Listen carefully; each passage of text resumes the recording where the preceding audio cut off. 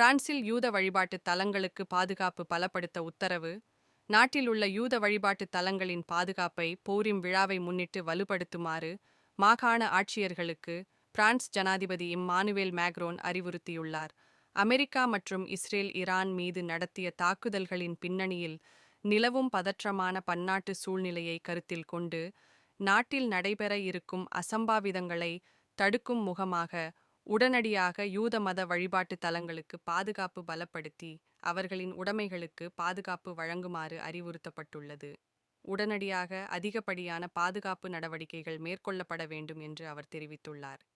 பாதுகாப்பு ஏற்பாடுகள் உள்ளூர் அபாய நிலை மதிப்பீட்டின் அடிப்படையில் மாற்றியமைக்கப்படும் என்றும் அவர் கூறினார். மேலும் பொதுச்சட்ட ஒழுங்கை பாதிக்கக்கூடிய செயல்களை கண்காணிக்கவும், வெளிநாட்டு தலையீட்டு முயற்சிகள் இருப்பின் அவற்றை நுண்ணறிவு அமைப்புகளுக்கு தெரிவிக்கவும் அதிகாரிகளுக்கு அறிவுறுத்தப்பட்டுள்ளது.